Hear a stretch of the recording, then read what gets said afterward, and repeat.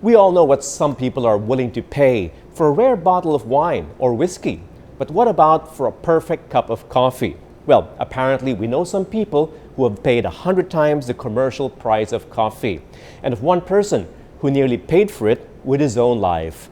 Welcome to a special episode on rare coffee, the kind that's sought after by connoisseurs all over the world and enthusiasts who are willing to pay the price.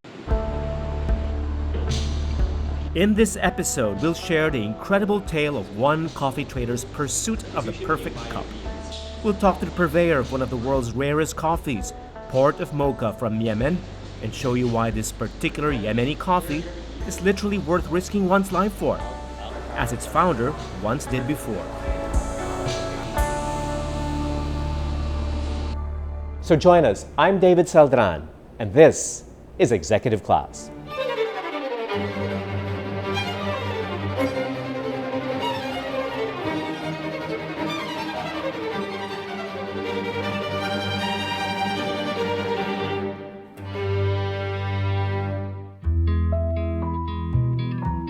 It's one of the pleasures of traveling the world, getting to taste the best coffees from the oldest and most elaborate coffee cultures on earth.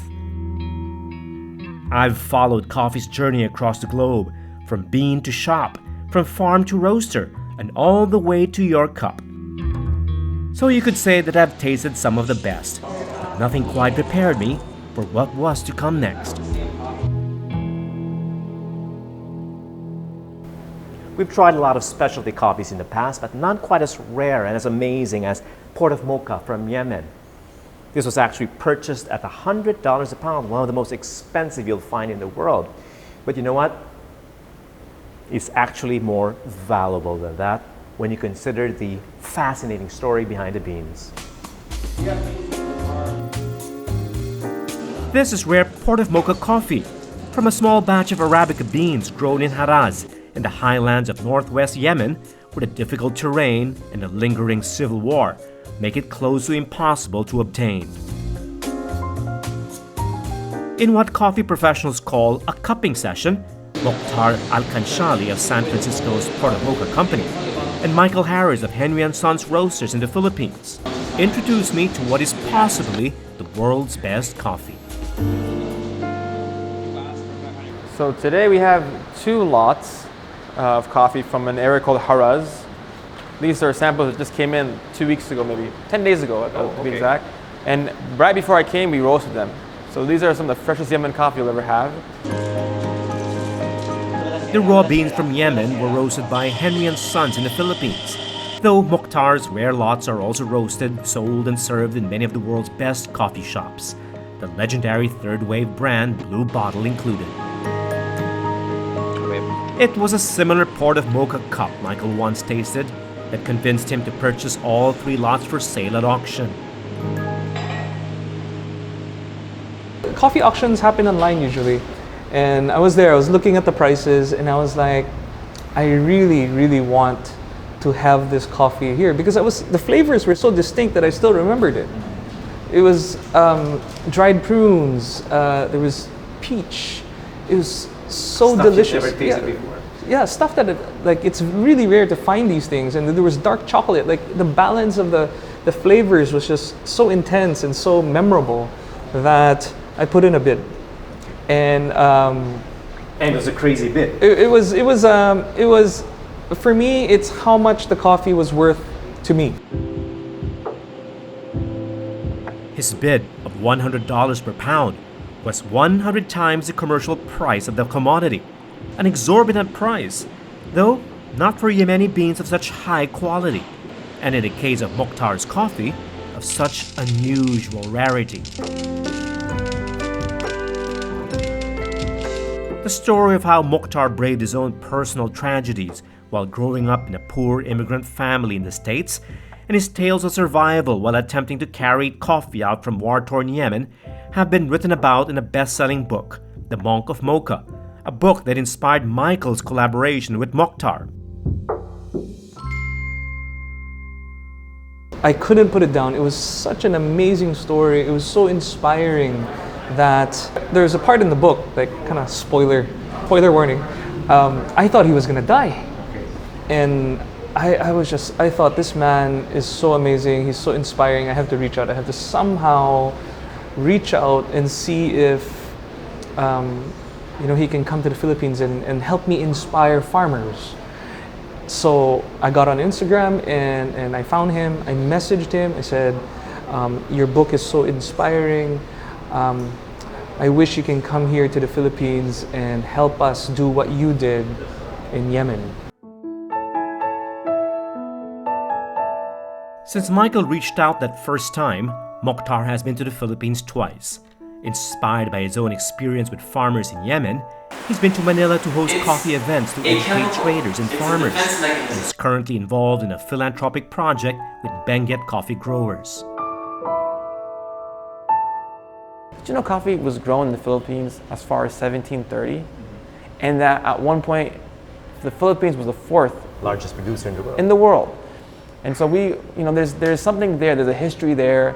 There are people who care about their coffee plants. People like Michael and Henry's and Sons that want to elevate Filipino coffee. And so I feel like, I'm doing my work in Yemen and I put a lot of time into that. But I also want to make the intention to do something in the Philippines, something that we can all be proud of. Something that I think that if I can do this in Yemen, the Philippines is much more suitable. It was during his last visit that I was able to sit down with Mokhtar. Yeah, I now busted out a global laughing. coffee celebrity, That's crazy. and a It's much unbelievable. sought-after trader in specialty coffee. How did this coffee journey begin? This fascination with coffee? When you live in a country that your parents or grandparents immigrated to, it's sometimes hard to find your space. And you often try to find things from your family's culture that you're proud of. So when I found out about coffee, it's kind of like a wonderful surprise. I was growing up in San Francisco at the time when specialty coffee, this third wave movement, was just starting to grow. Companies like Blue Bottle were coming up, and I was exposed to these different types of coffees, single origin, micro lots. And so when I asked them about Yemeni coffee, they were like, it's really hard to get that kind of coffee. There are certain words that we say every day that we don't realize the history about them. So in coffee we have two major species, Robusta and then one called Arabica from Arabia. And so most of the world's coffees are traced back to Yemen. And there's actually a city, port called Mocha. And when I learned about that, my mind just kind of blew. I was like, wow, there's actually a city in Yemen called Mocha. And then I talked to my mother and grandparents, and like, yes, we grow coffee in our house, in our home. And then that just brought everything for me full circle. And I felt like this was a moment where my future and my past kind of collided.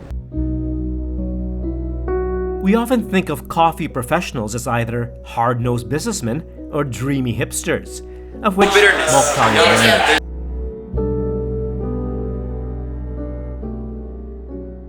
As a kid, I grew up very poor. I'm the oldest of 7 children, and we lived in a 1-bedroom flat. My father's a bus driver, and so I never had ambitions of traveling, or it was just faraway fantasies. The neighborhood in San Francisco where I grew up was called the Tenderloin. Comedian Dave Chappelle, when he described my neighborhood, he said, ain't nothing tender about that place. One of the highest amounts of drug abuse, violence, homelessness, gangs. And so as a young kid, it's hard. And I can relate to a lot of young kids who grow up in difficult neighborhoods. It's hard to see yourself outside of that box. Nevertheless, the struggling Yemeni American was determined to follow his dream and bring his ancestral land's long-forgotten legacy of coffee growing to the coffee shops of his family's adopted country. This was something I wanted to do. I felt that I found, for the first time, a calling more than a career. And I had to learn about farming, supply chain management. I had to become a coffee taster, which is an insane way. There's a 22-part exam to become a certified kind of coffee sommelier. One of them was I had to memorize 36 smells for coffee. I asked a lot of seasoned green buyers who buy green beans. They would say, Yemen coffee, it's really expensive, it's hard to get, there's very little traceability, there's a lot of weird defects sometimes. But they will always end by saying, but the best cup of coffee I had was a Yemen 10 or 20 or 15 years ago. So I kept hearing about this mythical cup. And I was like, how do I get this cup? How do I replicate it? How do I make it? Because it was near to impossible to source good Yemeni beans, Mokhtar decided to go get them himself. Although Yemen was the first in the world to export coffee via the port city of Mokha, the centuries-old tradition eventually fell out of fashion with farmers, and the coffee Mokhtar first discovered there was way below the quality and the quantity he expected.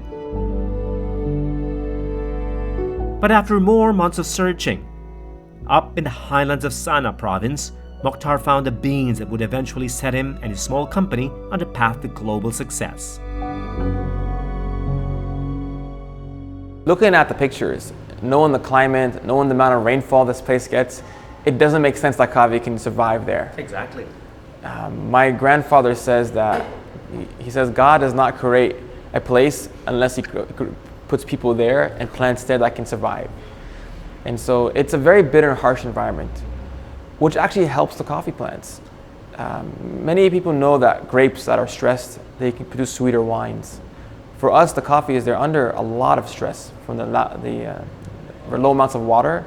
And so when you see the coffee trees off season, when it's not raining, it looks like they're dead, they're gone.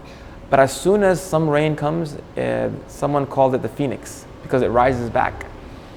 So that's the land. People in Yemen, they build their homes on the tops of mountains, above the clouds almost. And so mostly for defensive purposes. So anyone trying to intrude, they can see. And so to survive in that area, they engineer these really incredible terraces along the sides of the mountain to grow their produce and their coffee, which makes a unique place for coffee because you have a mountain like this and you have coffee on one side, and so it's coffee here, you have shade on one side and sun. But afternoon, the light switches. So everyone gets sun. Yeah, that fluctuation really creates a very unique, complex coffee. The people, though, are what make the coffee areas so wonderful. They're the warmest, most hospitable people. Mokhtar spent the rest of his time in the mountains of Yemen, sourcing more beans and teaching farmers how to get the best quality and price out of their crop. The experience of coffee farmers in Yemen isn't that different from our own small family-based growers in the Philippines. Arabica cherries are harvested only once every year, and most don't have the patience or resources to wait for it.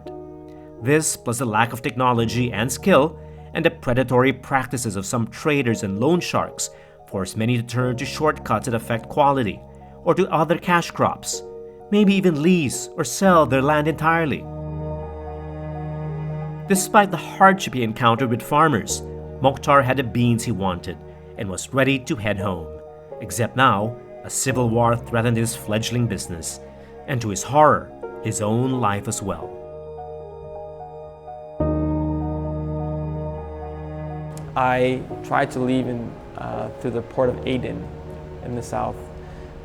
And in the book, the last third is very traumatic, and it goes through me being kidnapped and things I had to go through, and through a series of really incredible events. When the incredible story of the world's best coffee continues, we'll see how Mokhtar narrowly escapes death and civil war in Yemen to a rousing welcome for him and his beans. Executive Class returns after the break.